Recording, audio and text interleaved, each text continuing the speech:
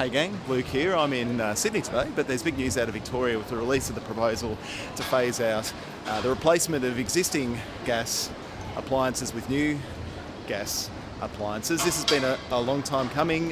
This was flagged in the gas substitution roadmap that was released this time last year, that there would be a regulatory impact statement on this topic, but we finally got the RIS, and we've got a number of proposals in that RIS for how this would be pursued.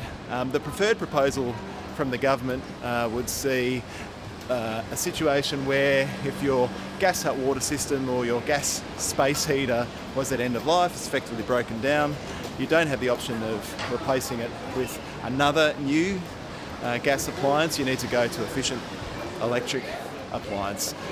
This makes sense at a high level for all kinds of reasons. We're obviously seeing diminishing gas supplies here in Victoria. We're seeing a lot more volatility in terms of gas prices, and honestly householders are feeling it on their energy bills, and there's every prospect that they're going to feel it even more over coming years.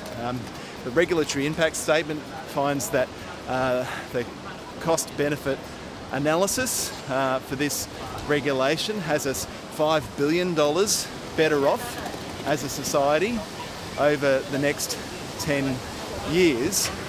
There's plenty of data out there to show on an individual household basis this is also a win. But the thing that I wanted to really alert you to as you're sort of considering the merits of this proposal is that that RIS is incredibly conservative because it doesn't take into account a couple of things. Firstly, it doesn't take into account the incentives that are available through great programs like the Victorian Energy Upgrades program to make it easier for households to upgrade, diminish that upfront capital cost.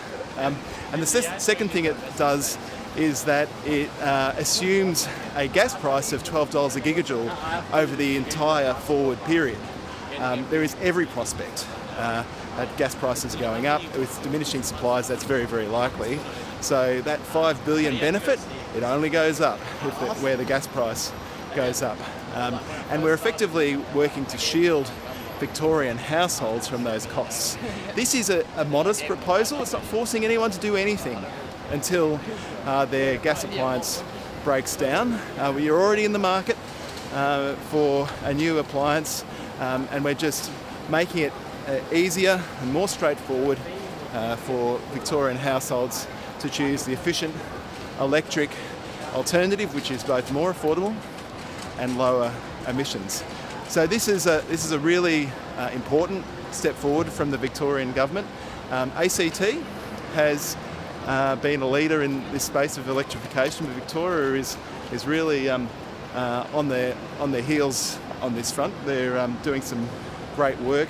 This deserves to be put into place, and I'd really hope that other states are paying very close attention to the leadership that Victoria is showing on this front. So congratulations to Minister D'Ambrosio and to the Allen government. We'll certainly be making a formal submission in support of this new reg, and looking forward to seeing these sorts of sensible, no-brainer, cost-effective regulations put in place right around the country, because we know the direction to travel.